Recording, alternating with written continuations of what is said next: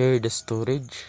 Try to make the best available. Use cupboard and shelf by placing them where they will suit your needs. Students need easy access to book and materials. Facilities for storage will vary. Many classrooms will be short for space and won't have purpose-built storage unit. Here are some hints. First is store similar things together. And the second is collect similar size container. For example, margarine, ice cream containers, plastic box, or strong carton of all shape and size. Next is label clearly all storage areas. The student could complete these tasks as a language activity. Next is let the student share in the storage activities. They should know where and how things are stored. Students should be given the job of maintaining the storage area. And the next is check storage areas regularly and throw out things you don't need. Next is useful storage. If you have something you wish to keep but are not using at the moment, put them into a storeroom. If the school has one, don't clutter up your classroom with them. And the next is personal space. Make sure every student has personal storage space.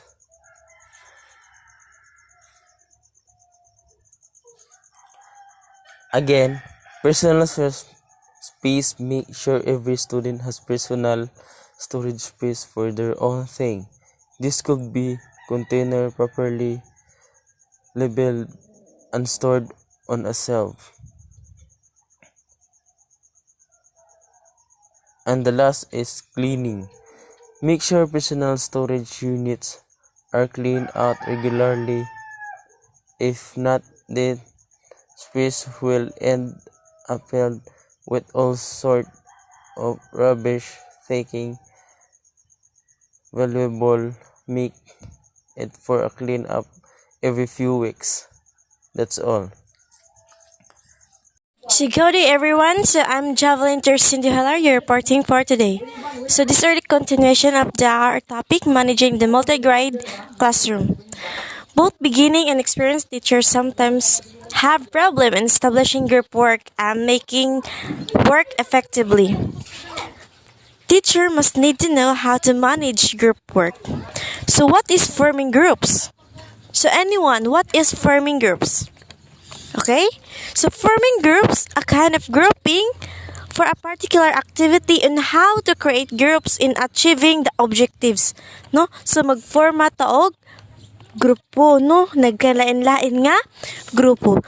So forming groups have 7 types. So first is random groups, then interested based groups, third ability groups, fourth grades group, fifth cross-age tutoring groups, and sixth mixed age group, and lastly the friendship groups.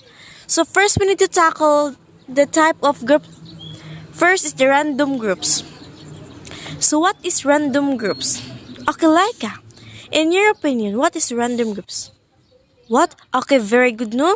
Kanang randomize, nagkasaguan, way pili, no? A groups that good for discussing, sharing information, and completing tasks that are suitable for the whole group. Example, cultural groups, gender, boy and female, no? Nag-random siya, wa siya gipili. Next is the interested based groups. So, interested based groups, each group is about to work on a different topic within a theme. No, naay timang ang mao nga grupo. You may wish to give the students a chance to choose a topic. No, imong tagag chance ang mga imuhang estudyante nga mag-choose og ilang kaugalingon nga topic. Like for example, usability of electronic gadgets. Ingana. Next, the ability group. No? From the word ability, na imong kakayahan, no? These groups commonly occurs during language and math lessons. It allows students to work on tasks most united to their learning needs, no? Magkagrupo sila tungod kay same sila og strength. The same sila og weakness. So mo nay ability group. No? That we're as students capable on the assignment task given na kanang task nga naghatag capable sila nga muhimo. Then the grade groups, no? From the word grade groups, no? Nagdepende siya kung pila yung grado, no? Mag-level sila, nag-base sila sa maong grade, no? In multi-grade classes, some are grouping based on the grades level, no? Like what I said earlier nga, nag-base sila sa grado. Okay, next, the cross-age tutoring groups. In multi-grade class, you can take advantage on the range of abilities to assist you with your teaching.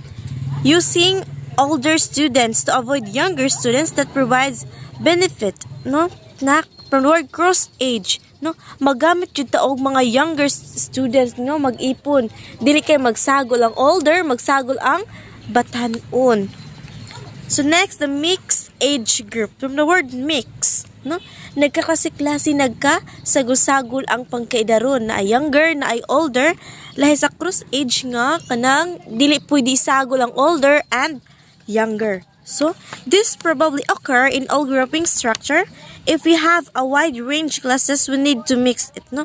So, kung daghan ra kaayo ang imuhang range sa imong population sa imong student, you need to, imo jud silang i-mix.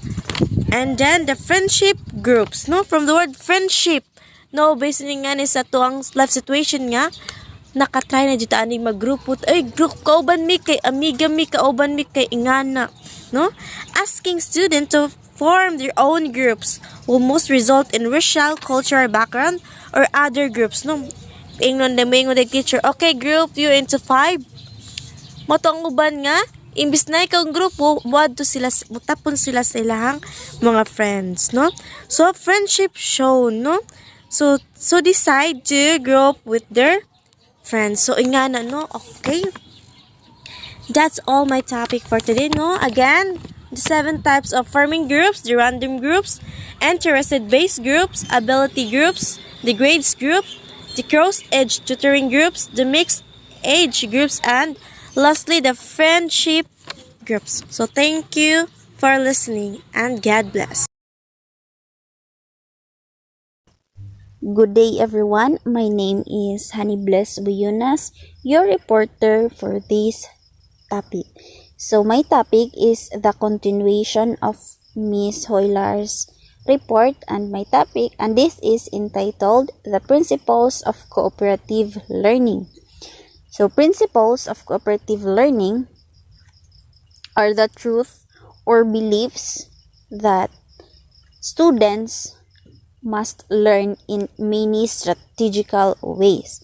So, cooperative learning is a successful teaching strategy in which small teams, each with students of different levels of ability, use a variety of learning activities to improve their understanding of a subject. So, cooperative learning must be successful not just in small teams. This must be helpful to improve or advantageous for the students to improve their understanding in a certain topic. Cooperative learning skills and structures are based on several important cooperative learning principles. So, ang cooperative learning skills ko will depend on its principles. So, principles, just like what I've said earlier, are the beliefs or truths about this cooperative learning. Cooperative learning, by the way, was implemented not just for the learners but also for the teachers and for the conducive learning environment. The first principle we have is the positive interdependence. This occurs when learning activities are structured so that everyone has a role to play.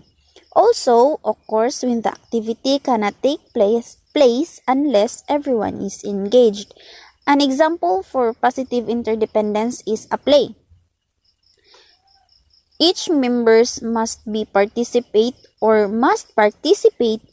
so that the interdependence of each member must be in a positive, or your goals must be achieved in a positive way. So next we have is the common group goals. When academic and cooperative goals are clear and upon, groups work more effectively. So dili lang mo your group must have a common goal.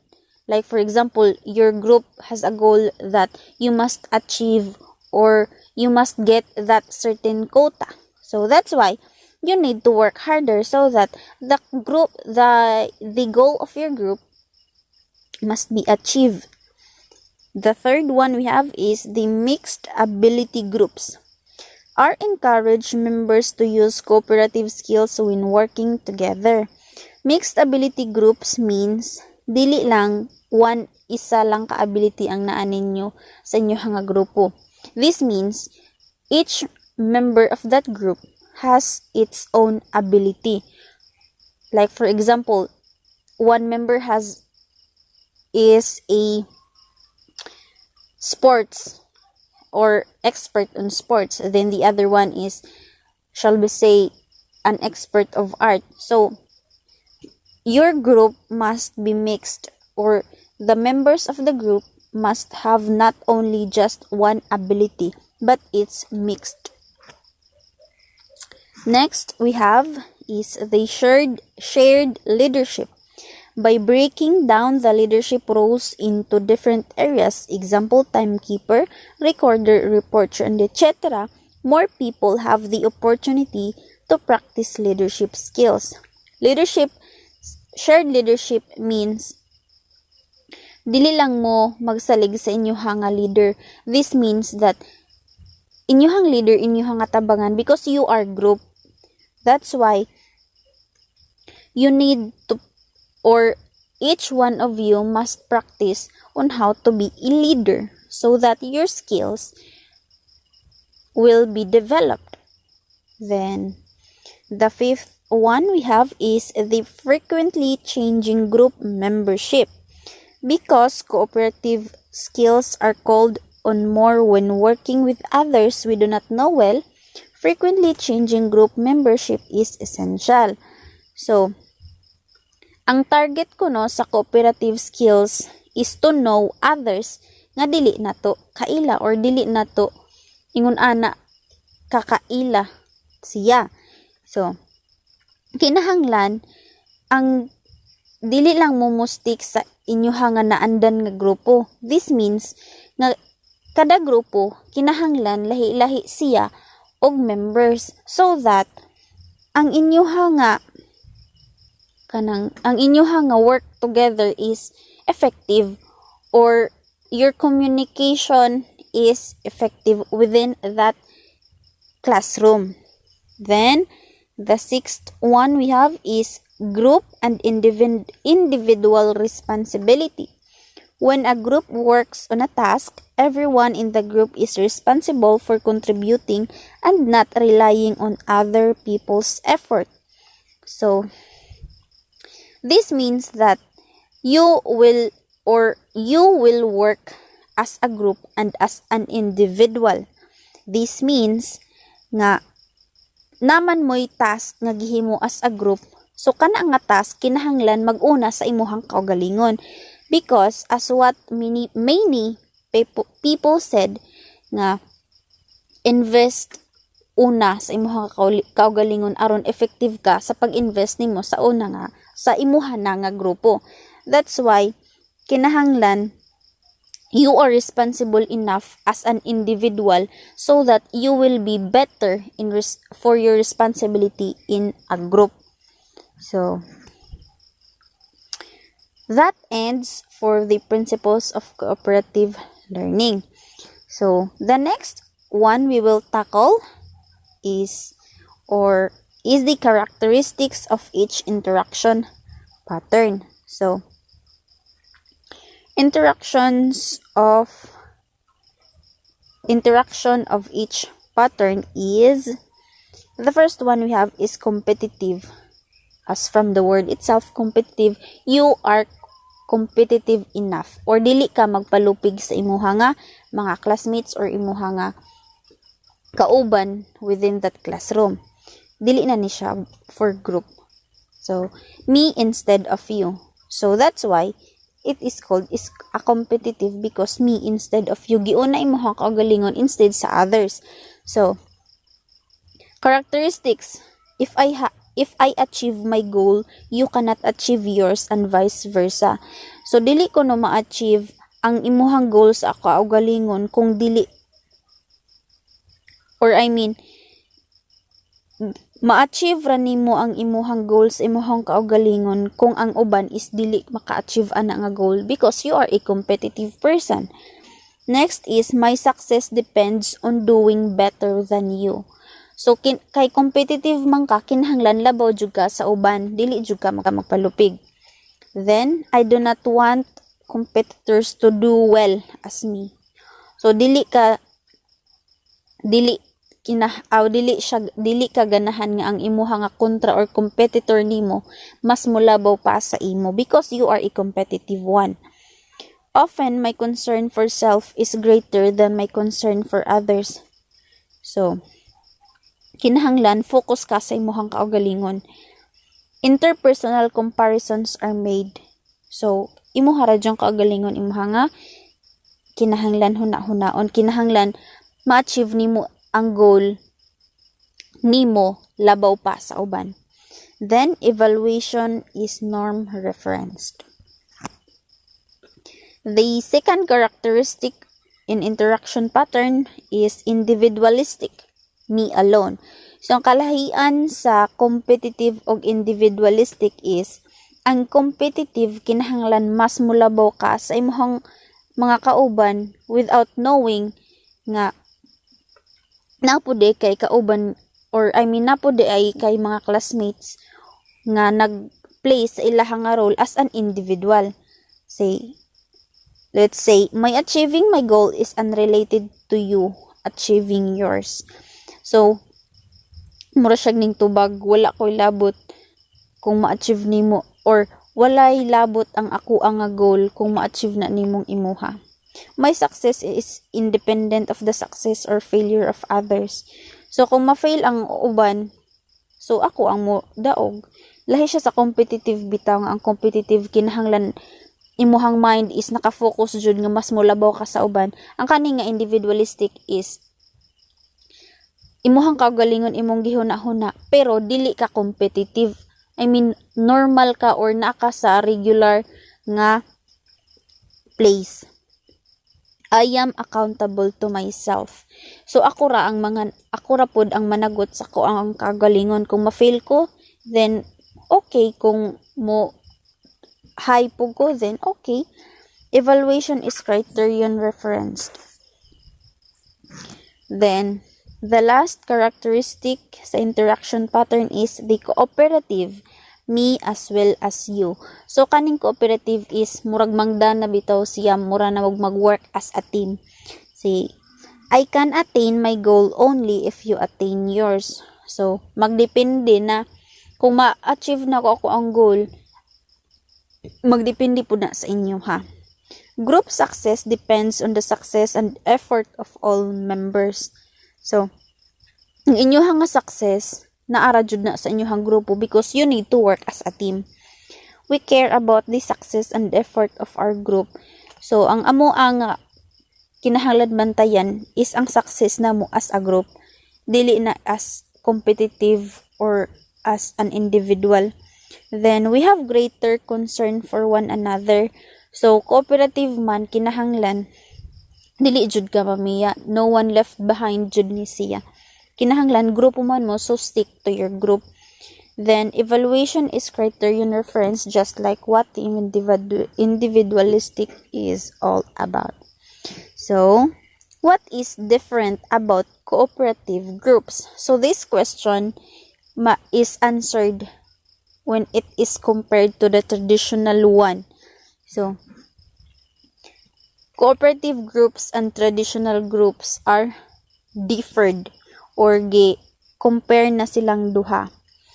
Kung moingon tang ay because cooperative group is dili siya nakasanayan nato, mao na ni siya ang bag-o nga mga strategy, which is think sa mga philosophers is kanang effective siya when it comes to the teachers, learners, and the conducive learning environment.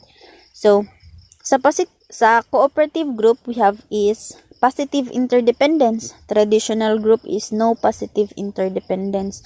So, ang goal nila, lahi ra jud kaayo, kay sa traditional one, traditional group, di wala man siya positive interdependence. So, common group goals. Sa cooperative, common group goals, common ang inyo nga goal because you are a group, because from the word itself, cooperative, working as more than one person. So, sa traditional, individual jud siya, tagsa-tagsa jud mo, dili mo ingon nga grupo. Mixed ability groups, the ability is mixed na, daghan kalahi-lahi mong ability sa inyo nga group. While sa traditional is homogeneous, which is one ability ra sa isa ka group. Shared leadership. Sa shared leadership ay sa cooperative group is shared leadership, dili lang mo mustik sa isa ka leader, but as kamo as a member pod. Then one appointed leader, so this is what I've said ganina nga dili lang ay sa traditional one group isa ra ka leader nga kinahanglan ang leader mo play jud siya sa iyang role, then dili na magagad sa member. Frequently changing group membership, lahi-lahi siya og members. Sa traditional, mostly static leader or one leader lang siya, mustik ra jud siya sa isa ka leader. Group and individual responsibility, you will be responsible enough as an individual and as a group. Responsibility only for self. Sa traditional is inaara sa kaugalingon nimo ang imong responsibilidad, dili walay labot ang imong nga grupo. Cooperative skills are explicit, cooperative skills are assumed. Cooperative skills are explicit man, so operative ay skills which is more than one or responsible enough for to handle more than one person. So, group feedback and reflection. Kinahanglan jud sa cooperative group nga nay feedback so that ma-better ninyo sunod ang inyo nga buhaton or ma-learn mo kung dis amo na sayop. No group feedback sa traditional group. Then, advantages of cooperative group work. Inyahang mga positive ways na pod or positive impact sa cooperative group. Over the past 15 years, descriptive articles and research reports about cooperative learning in primary, secondary, and even tertiary classroom have appeared in increasing members. Working in groups with a structured process and a structured task is referred to by different names. So, cooperative group work, some researchers call this as collaborative. Lahi-lahi ni siya og tawag, but as philosophers implemented or discovered this, they named this as cooperative group. So, ang cooperative group work kuno is very helpful because dili lang kay ingon nga ma-play nimo imuhang kaugalingon or imuhang responsibility as an individual, but you will know others well too. Which means nga, imuhang communication sa imuhang mga kaugal or sa imuhang kauban within that group is good. And this builds a strong relationship for your group. And not just for your group, but for your classmates too. This builds a good relation. Then, so, nay mga teachers nga ning comment about ani nga cooperative group work. So ilahang mga comment is very positive. First, students working in small groups stay on task and require little teacher direction. They seek help and clarification from each other, a process which itself reinforces learning. So, ang first nga gi-comment sa teacher is dili lang kuno kinahanglan nga ihatag or ihungit diretso or ihungit tanan sa maestra ang ilaha nga gitudlo, kundi nanapod sila'y makaingon ta nga nanapod sila'y murag buot sa ilang kaugalingon nga kinahanglan ma-learn ni namo nga subject nya. Ato nga way mo process na siya or mo reinforce na siya nga mahimo nga you are clear sa imong kaugalingon nga pagsabot. Then next comment or the second comment is students meet and work with others in the class who are outside their normal friendship circles. Persons from differing gender, class, friendship, ethnic, or racial groups will work together in common tasks, thereby increasing their understanding and appreciation of each other. So nakatabang pug kuno ang cooperative para ma-boost ang confidence sa imuhang kaugalingon, kay wala ka nagstick sa imuhang nga naandan nga grupo, kundi ni tabo ka or ni gihatagan nimo imuhang kaugalingon og freedom or salig nga kinahanglan mugawas ko sa ako nga shell. So then communicating with others from different class or gender or mga racial groups. So danhin nato makita nga they appreciate themselves and their group. Then next, there are few discipline problems. Students start to develop their own expectations of each other. Shy students feeling more comfortable in a small group or more likely to participate. Disruptive students become engaged with the new ways small group work invites them to express themselves. So ang mga mauwawon kuno nga mga tao is na hinay-hinay na nila og process ilahang confidence because ni gawa sila sa ilahang nga shell. Nagpakita sila kung naghinay-hinay sila og pakita kung unsa ang ilahang ikabuga or ikahatag within that group. Then, by talking about their thinking and learning through listening to themselves talking and listening to others, students seem to have more understanding of what is being learned. They do not appear to be simply memorizing bits of information in order to pass exams. So, naka-learn kuno or nakunoy nahon-nahonaan ang each group tungod kay naminaw sila. Then sa ilahang pagpaminaw, naka-learn sila from that. Then sa ilahapod nga gipangsulti or nakagawa sa ilahang mga baba, they know nakaingon pud sila sa kaugalingon nga hala kaya din ni nako. Kinahanglan nga ingon ana jud or salig jud ka sa imong nga kaugalingon because wala ka kahibaw nga na ay uban pa nga maka-learn sa imong mga gipang sulti nga wala pud nila nahibaw-an. Then teachers have more time to observe and come to know their students. They have time to think about teaching and learning.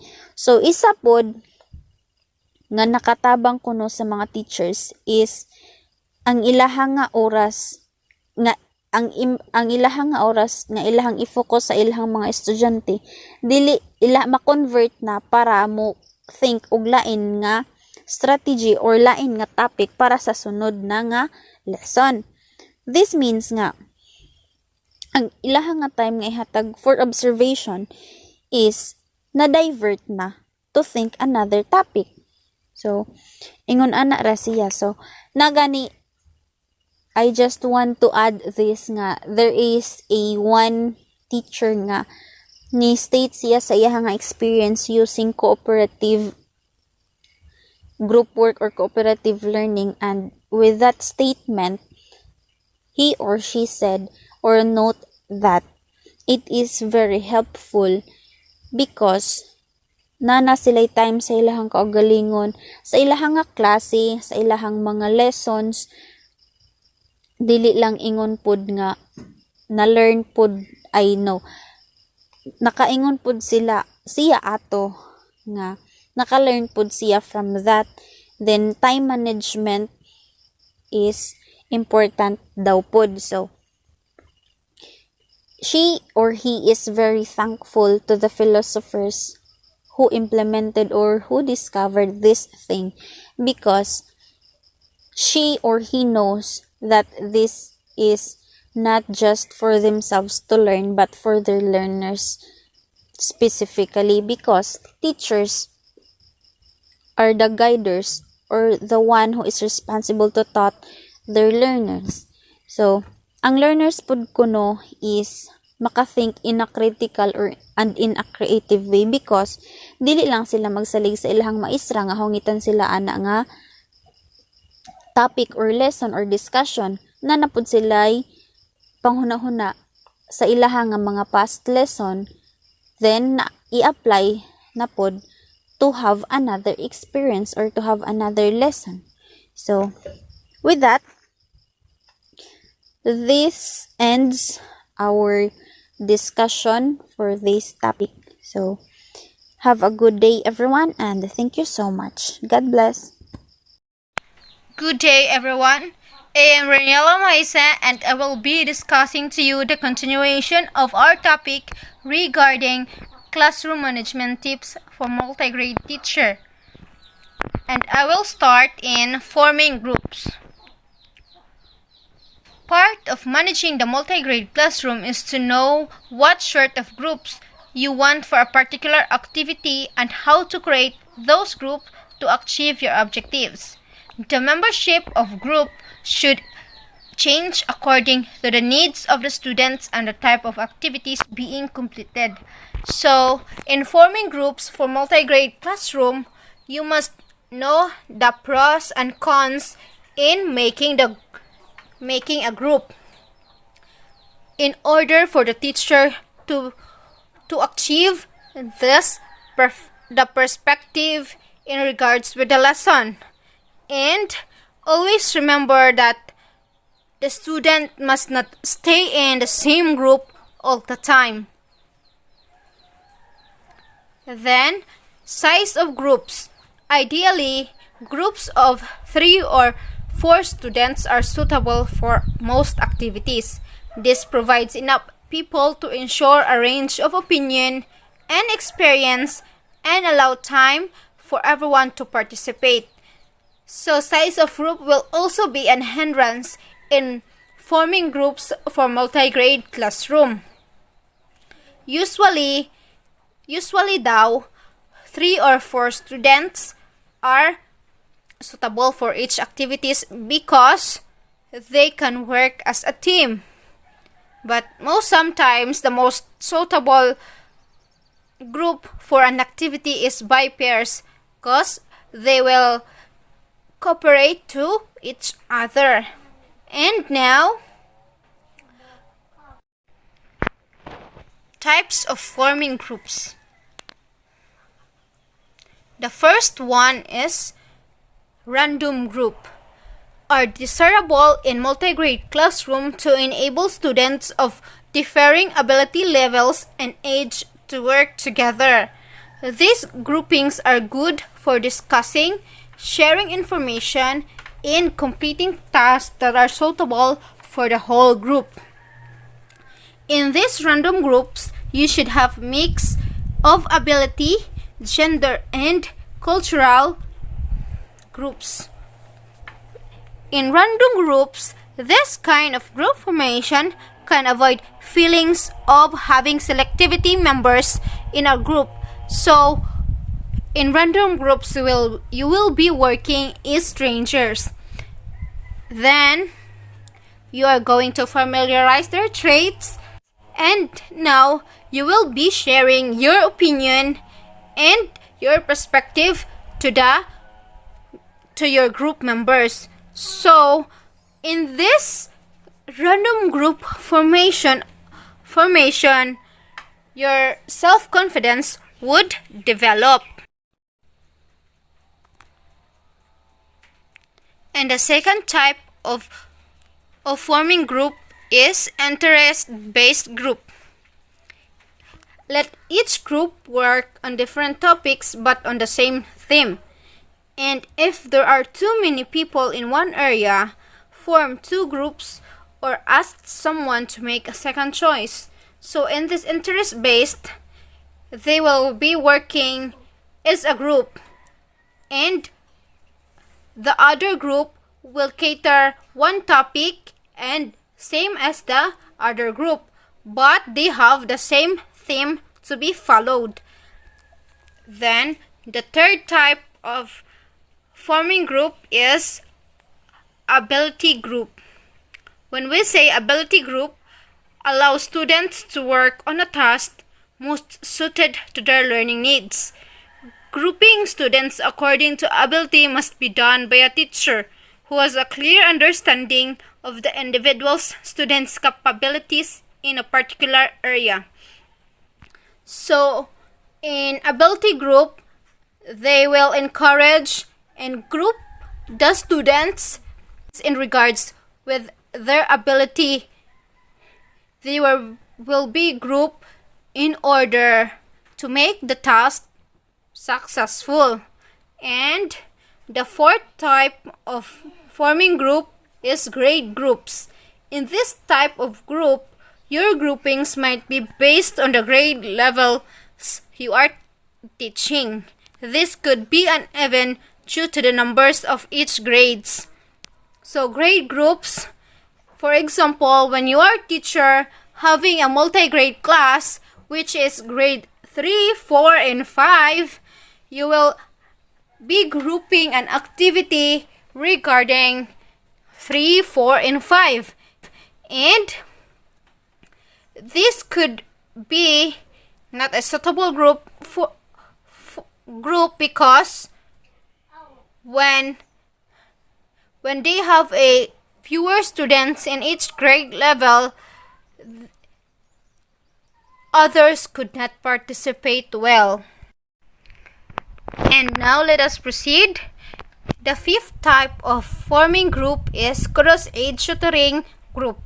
You can take advantage on the range of abilities to assist with your teaching. The older students reinforce their learning by having to explain the younger students. The younger student is supported in their learning by the older class member.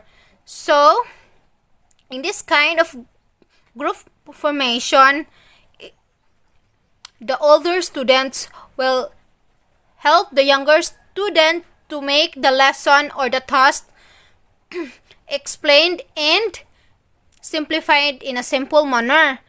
So, in this case, the task might be done well. Then, another type of forming groups is mixed age groups. In this group, if you have a wide range of class combination, mixed age group will naturally exist. As with the cross tutoring, there are advantages in having a range of ages in the groups. So mixed age groups, when we say mixed age, so the younger ones and the older ones will be mixed, and it will naturally happen because you are having a multi-grade class. Then the last kind of forming groups is the friendship group. It tends to separate boys and girls and have been shown not to perform as well as the other group combination. They are not task oriented. So in these friendship groups, the boys and girls will be separated, hence it will regards on their friendship.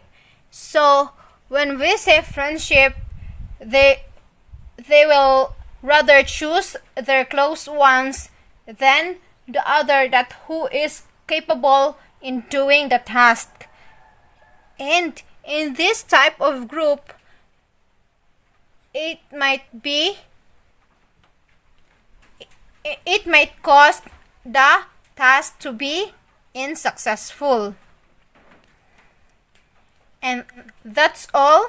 Thank you, and this will be continued by the next reporter.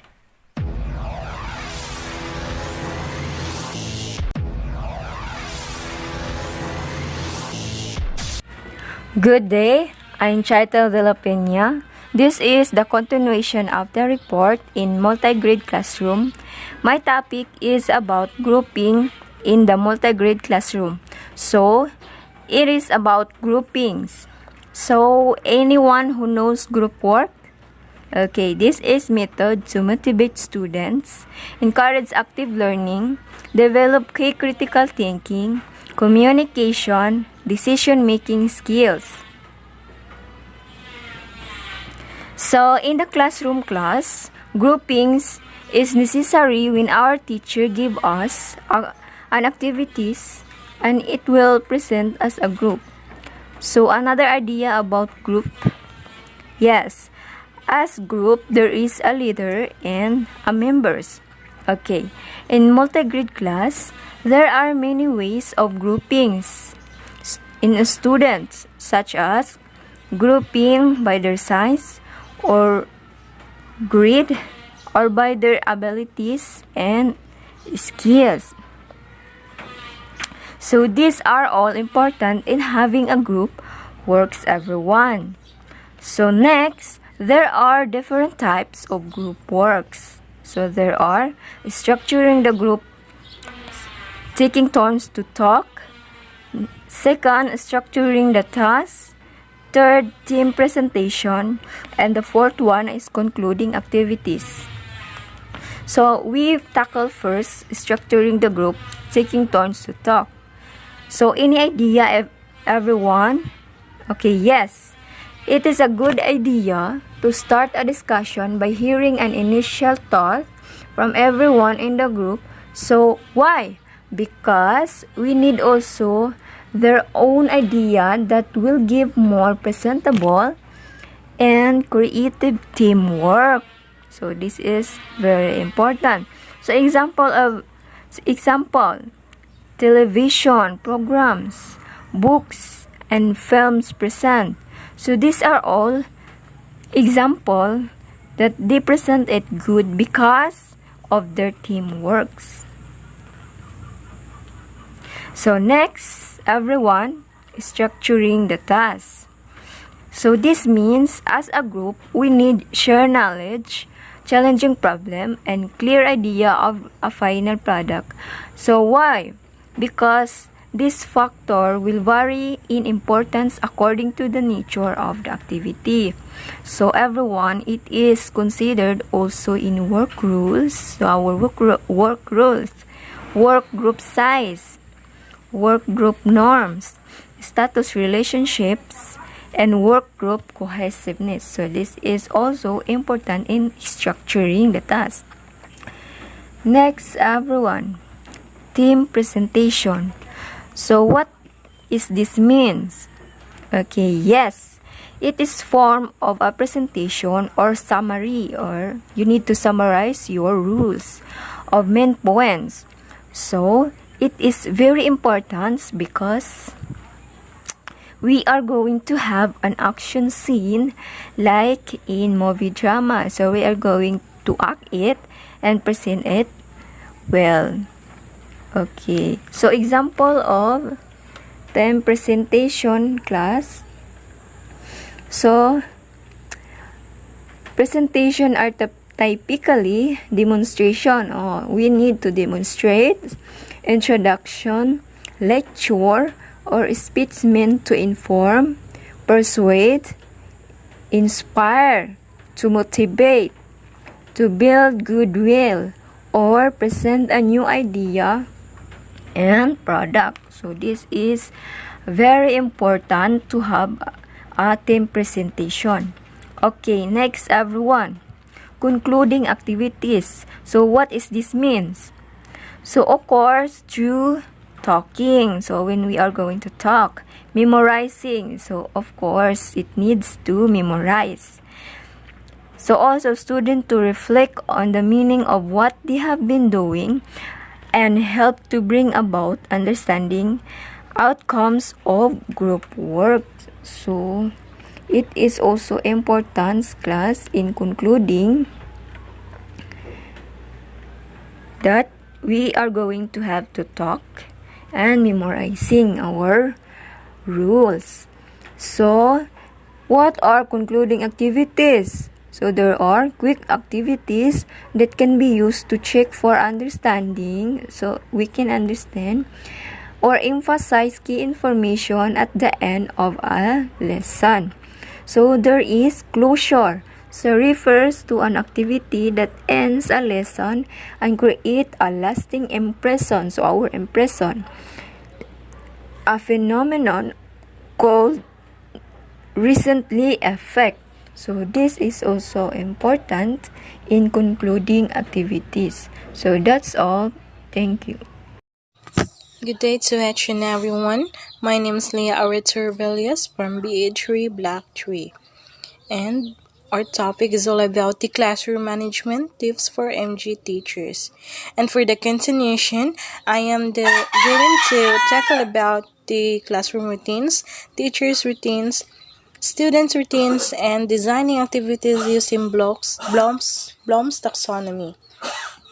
And here we are to the first one, routine. So, when we say routine, it is a regular course or procedure. So, when we say procedure, it is step by step. So, na siya mga process. And let's go to the first one, classroom routines. Classroom routines are those rules and procedures set up by the teacher and understood by the student which set the pattern for everyday behavior and action. So, having clear rules and everyone knowing what they should be doing is essential in a multi-grade classroom because students are required to do different things at different times and take responsibility for the learning routines that are understood by the student in the classroom vital. And let's go to the 4 teachers routine. The first one is planning. Apart from being planned well ahead, adequate preparation time should be allowed either before the student came to the school in the morning or after school. So, it is planado na when talks about the lesson of the to discuss. So, it is planning or it is having lesson plan. And then, the next is preparation. So, kung naay plano, nasa tayo pag-prepare. So, dapat preparado.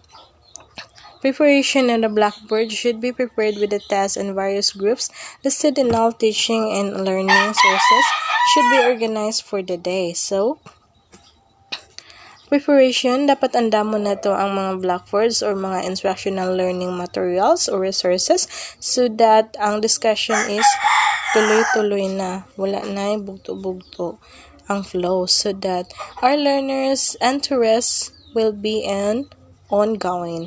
And now, let's go to effective routines.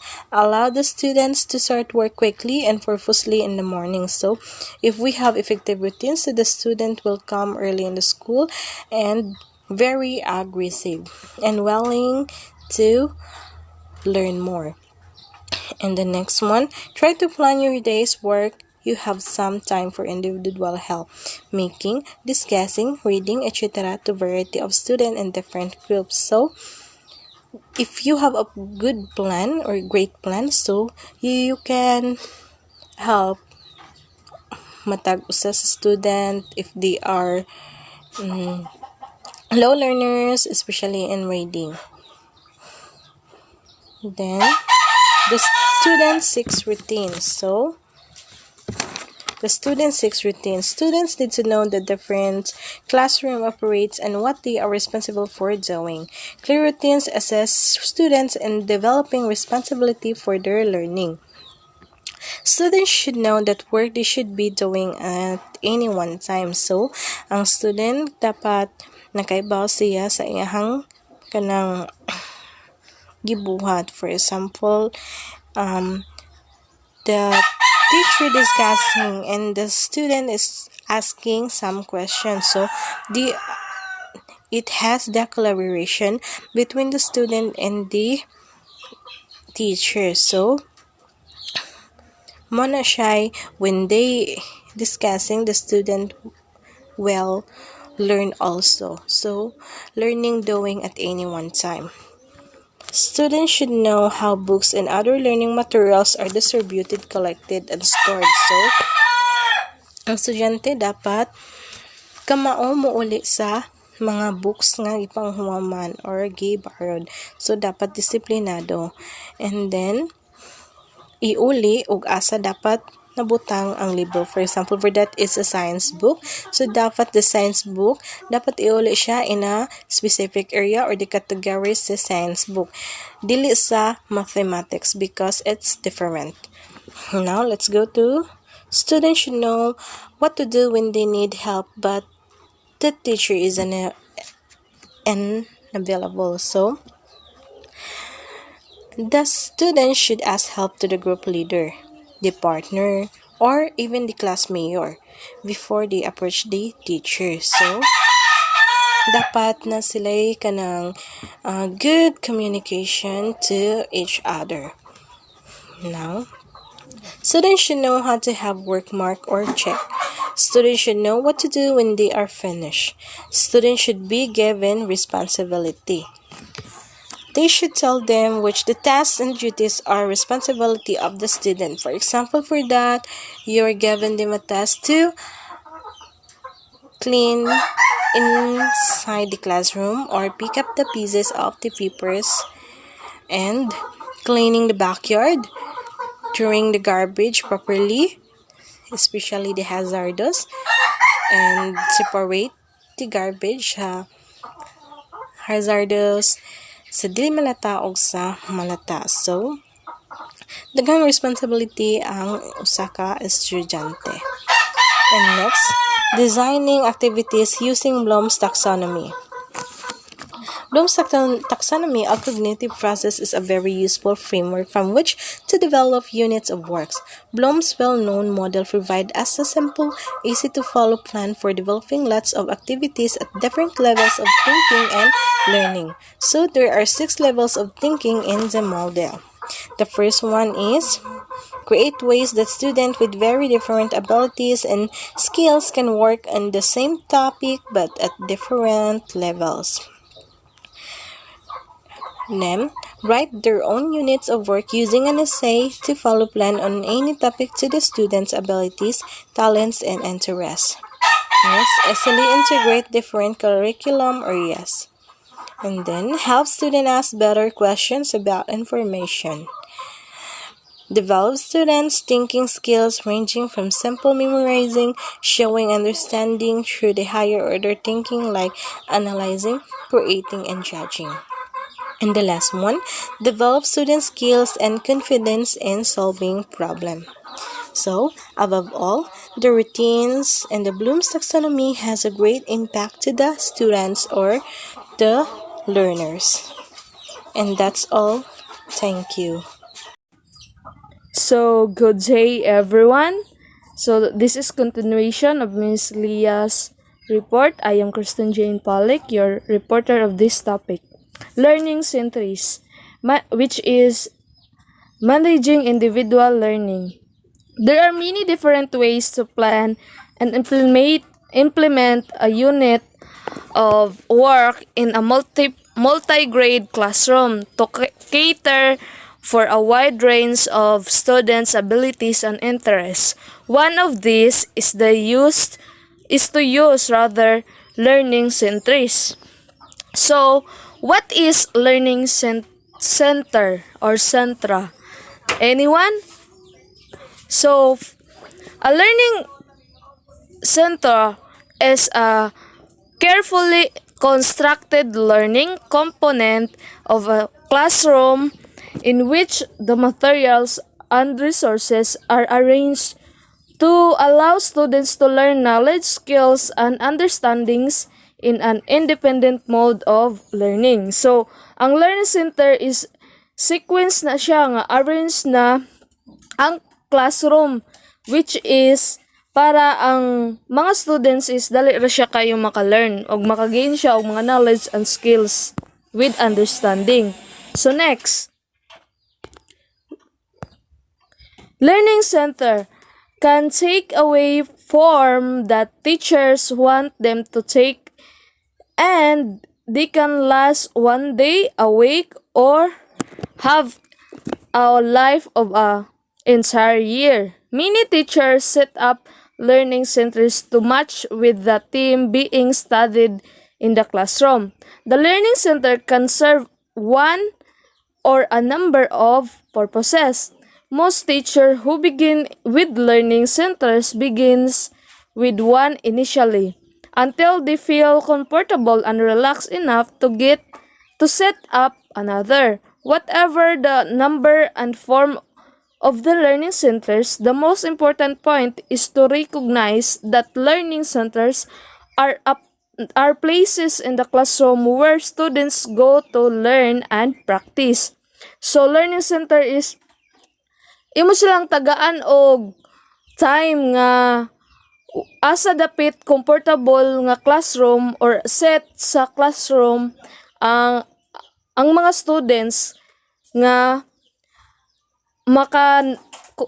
comfortable sila mo learn or mo catch up sa mga lessons. So there are great benefits in having learning centers in multi-grade classroom for both students and teachers. Learning centers provide opportunities for students to work at their own pace and at their own level through a series of activities on the same topic. Activities can range from easy recall and comprehension activities which teach and revise basic skills and concepts to intellectually challenging, creating, and judging activities. So, pwede ka magama og mga activities nga mag-catch up o mag-level up ang performance sa mga bata o sa teacher. Mo na siya ang learning centers. So, another is a well-planned learning center allow very able students to go further with a topic and challenge themselves. It also allows students who need more work on a topic to go over it and practice specific parts independently or with the teacher and another student. So, learning centers nga naayuban nga mga students as a teacher identify ka og kinsay weak learner og mga fast learner. So naiuban nga imo lang pasagdan with the knowledge sa ilahang kawalingon na po'y ubang students nga imo silang giyahan. Mag-need pa sila og more practice. So learning centers are very useful to those students who have finished early or who already know a topic and don't need to work through it again in the whole class. Instead, they can work at the learning center on another related task. So at a learning center, students can work. So unsa may mga mga buhaluhaton sa mga learning centers nga mahimo sa usa ka estudyante. So pwede siya individual, pwede po siya with a partner or with a small group, by group or small group siya. With a teacher, pwede po siya kanang guidance sa teacher or with a peer tutor, which is tutor. So, mo guide nila. Or with a parent or volunteer. So,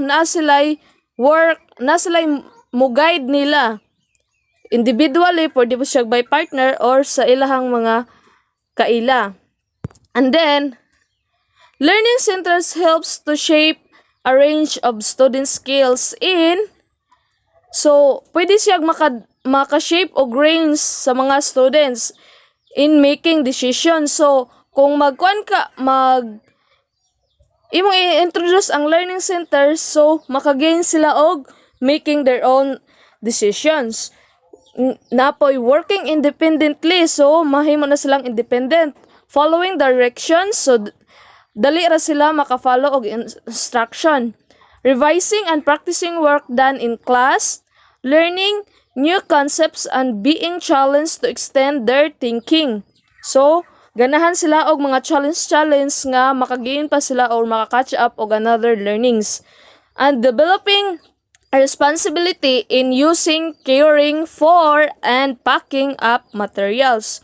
Working with others, sharing ideas and materials with classmates, creating a variety of product, seeking direction and help when necessarily, keeping records on what they are doing, evaluating how well they have worked and what they have produced. So, in learning centers, students gyud daghan jud siya og ma-benefits. Kay pwede makahalubilo na sila or maka-collaborate na sila sa uban nilang classmates or sa lain nga mga kaila. And then, the benefits of learning centers for multigrade teachers. So, unsa kunoy makuha nga sa mga sa learning centers as a multigrade teacher. So, here it goes. Nasi ay 7, 8 rather. First, we have create opportunities to make the learning fit the students' needs based on their abilities and interests. So, makahimo silag mga opportunities nga makafit sa ilahang mga interests o abilities. Second is allow students to work at their own pace.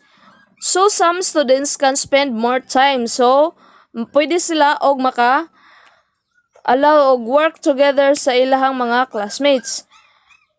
Spend time practicing and reinforcing concepts which other students are working on enrichment activities. So, third is it allows students to work independently on self-selected activities. Fourth one is ensures that the teacher provide a range of activities and questioning that reinforce students' knowledge and understanding. The fifth one is to provide written tasks and activities that can easily be supervised by parents, teachers, aides, or helpers. So, maka-provide silang mga written activities nga sayon para nila. The next one is frees the teacher from a lot of routine work like record keeping, which gives you more time to plan, organize, and supervise students' learning. So there are also a step-by-step guide to planning and setting up a learning center. So first, we have to decide on your topic. Next one is to check the syllabus objectives for the topic. The third one is to decide what your completed center will look like. The fourth one is to write a range of task cards for the topic and different levels. And the fifth one is write instructions for the use of the center. And the sixth one is to collect resources to put in the learning center. Make sure there are resources related to each other's tasks. And the last one is to use people power to help you run the learning center. So, munista ang steps by step nga imong himuon aron makahimo ka og learning center. So, mag-decide kag topic, unya imo ang ikuan ang objective. The next one is to kinsay maka-complete sa center, kung unsay mahitabo, then the right range, the task card, o unsay imong buhaton sa imong topic, unya mag-write kag instruction kung unsaon paggamit, then mo-collect kag mga resources or mga materials nga need sa imuhang paghimuon. And then, magkuha po ka og mga tao nga mahimo og successful ang imuhang himuong learning center. So, another, what is in a learning center? So, since nagkuanta og learning center, so unsa may makuha or unsa may naa sa learning center? So, learning center, so in making ni siya ha, kung for example na siya, for example, to complete the work of this unit, each students must do 2 blue cards, then choose 3 or more cards of any colors. Remember to fill in your record card when you finish each task, and the how did you go sheet when you have finished all 5 cards for the unit. So there maggama ka og situational, bali nga make sure nga imong direction are simple so that students can work on their own. So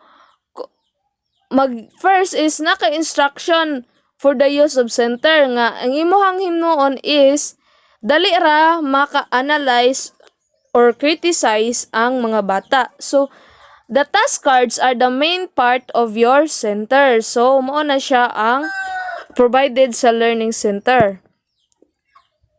So, progress and evaluation materials.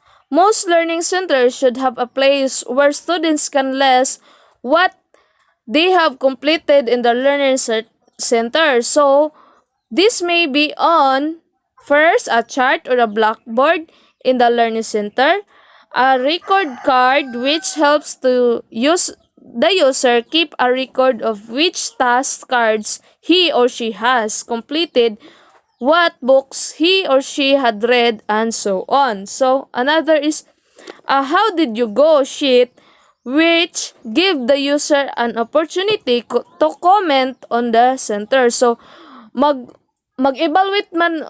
So, when we say progress and evaluation, so materials nga imo, something nga makita nimo ang improvements sa mga bata depende sa ilahang gigama or ilaha baling unsa ilang masulti as unsa ilang mga experience anang mga butang nga imong gipagama nila. So naa sila bali mga comments and mga explanation kung giunsa or naunsa sila sa ilahang mga gipangbuhat. Mo na ang imuhang asa dapit nila ibutang. So display of students' work.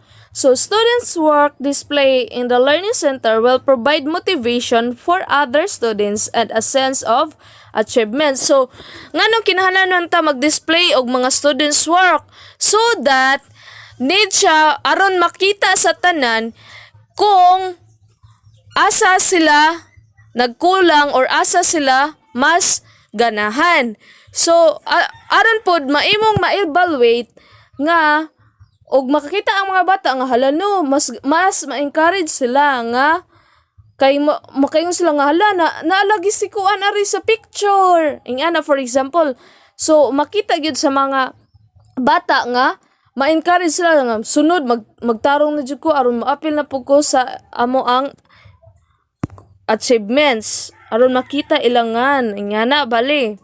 So another a teacher checklist.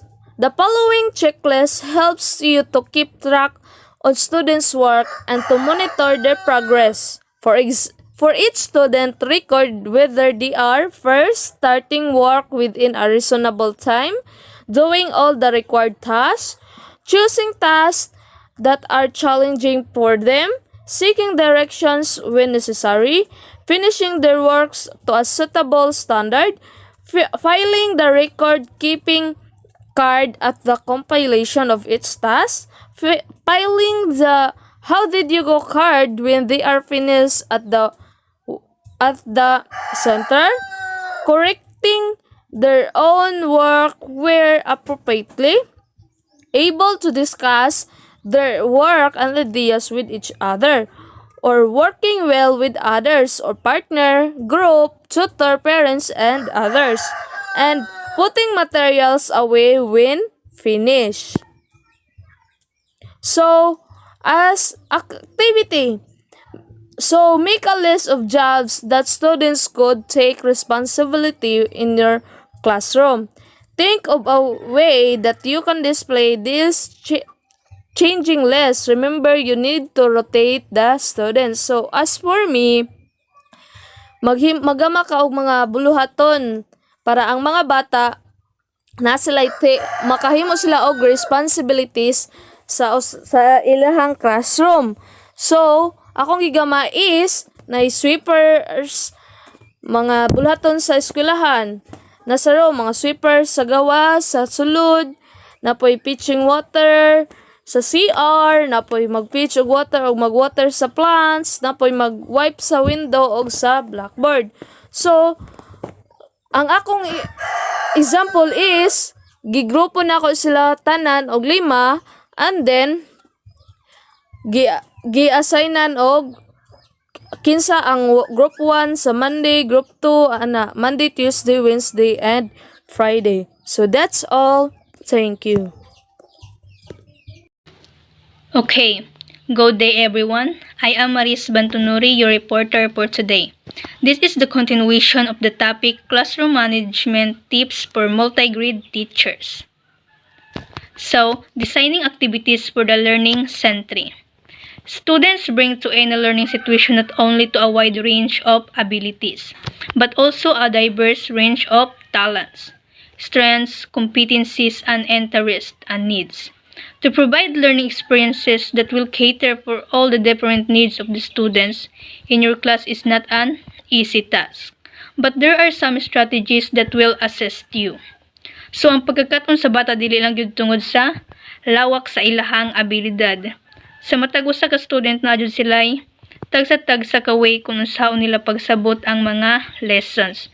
That is why there are some strategies that will assist you to provide the needs of your students. Planning learning activities.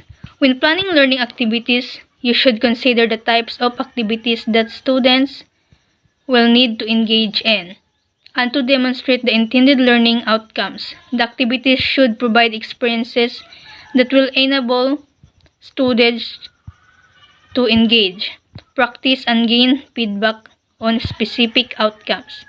Also, how much the activities would take. Identify the strategies to check on understanding and build in time for explanation, discussion, or to reflect on learning. So, there are some questions to think about when designing the learning activities. First is, what would motivate your students to do these activities?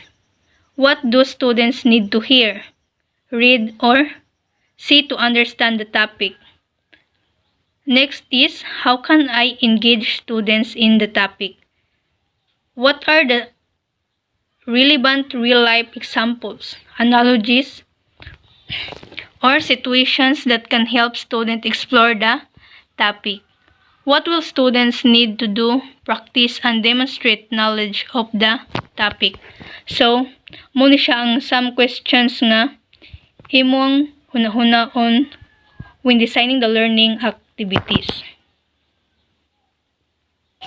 Designing activities using the Bloom's taxonomy. So, Bloom's taxonomy of cognitive processes is a very useful framework from which to develop units of work. Bloom's well-known model provides simple, easy-to-follow plan for developing lots of activities at different levels of thinking and learning. So there are 6 levels of thinking in the model. The 6 levels falls into 2 broad classes. Those activities and questions that involve remembering and applying what they know is knowledge, comprehension, and application. Those that involve higher order thinking is analysis, synthesis, and evaluation. So, muna sila ang unom ka levels of thinking in the model of Bloom's taxonomy. Using units of work based on Bloom's taxonomy has a number of advantages. The teacher can, first, create ways that students with very different abilities and skills can work on the same topic but at different level. Write their own units of work using an easy-to-follow plan or any topic to suit the students' abilities, talents, and interests. Easily integrate different curriculum areas. Help students to ask better questions about information. Develop students' thinking skills ranging from simple memorizing and showing understanding through the higher order thinking, the analyzing, creating, and judging.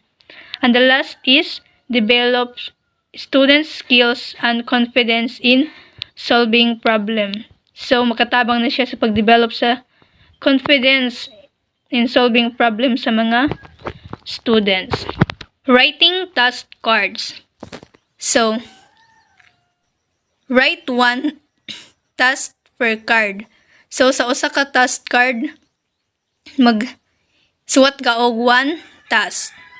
Use Bloom's taxonomy to help you write tasks that range from easy recall and comprehension tasks to challenging higher level thinking tasks.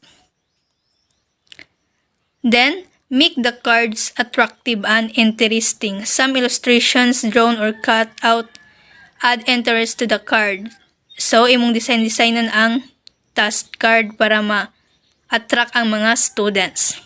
Write a topic and a number on each task card. This helps the student to keep reliable records. Use different colors to code each level. Color coding creates an easy way to ensuring the students work at appropriate levels of their abilities and are challenged by the task. So, mas maayo kung magamit og different color coding. Then, write simple, clear directions so that can work on their own. So, maghimor ka og simple og clear directions para ang estudyante makaya nilang mubuhat sa ilalang kaugalingon. Next is explain teaching points on the cards. Then follow with practice examples and opportunities for the students to complete. Include a self-making component if possible, so that the students can gain immediate feedback. This can be included on the back of the card or on a separate answer card. Then organize the task cards into 3 levels. Level 1 is ask the user to find out something out yellow. Level 2. Ask students to use their knowledge in some way. Then you will use color blue. Level 3. Ask students to create something new or give an opinion. So you will use color green. So that is the way on how to make a task card. Okay. Label. There are 3 labels. First is the yellow, blue, and green. Then term. Next is what it means. And the last is typical activities and questions. So, arita sa yellow. Ang term niya is knowledge. What it means is students are simply asked to identify or describe things to show what they have remembered and learned. So, typical activities and questions. List all the characters in, then read poem about. Next is make a chart showing, list all the facts about. Describe a who was. Describe what happened when, find the meaning of. Is this true or false? Use a dictionary to find out. Find pictures of what is. So next term of yellow is comprehension. What it means is students are required to show that they can first remember information and then show their understanding of the information by making meaningful links between related concepts. At this level, GIT are being asked to explain a concept interpret what they can remember, distinguish things, make predictions, summarize what they know. So, in comprehension, this is the typical activities and questions. Draw a picture to show, write and perform a play about, retell the story in your own words, write a summary report on, explain what is meant by, write a brief outline of, then define, draw or write about the different steps in, and the last is why was. So, blue. The term is application. What it means is students are required to make use of what they know by applying their knowledge in a practical way. They can experiment, code, sketch, make a model, or construct or apply rules, principles, and formulate to a new problem that tests their knowledge and understanding. The next term is the analysis, where students are required to break down what they know into parts so that they can see the relationships between the parts. Here, students may group or categorize information, compare and contrast, analyze, research, survey.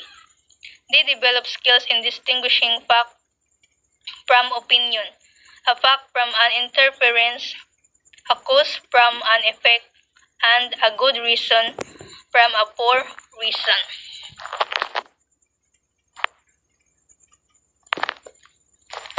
The last label is green.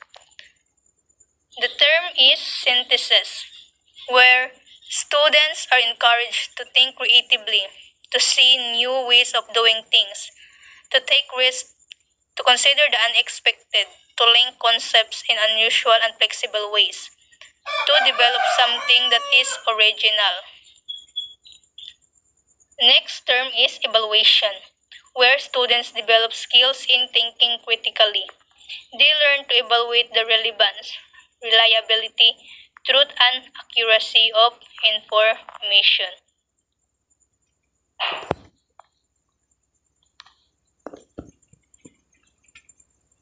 So, that is the meaning of the three labels. So, this is the example. Learning Century for upper primary, grade 6 to grade 8. Subject is social science. Strand social organization. So, their topic is groups. For grade 6, type of groups is family. So, under the family is school, class, and clan. So, na sila objectives nga dapat ilahang ma-meet kung ilaning buhaton. So, the first is know how groups are organized. Then, respect and appreciate different groups of people. Then, understand the role of the group leader. Then, understand and respect the rights and responsibilities of group members. Then, know about the groups they belong to. And the last is, understand why group exists. So, dapat kung magbuhat sila dani is meet ni nila ilahang objectives. So, for the grade 7 is, the type of group is about business. So, under the business is community and government. So, there are the objectives in this kind of groups.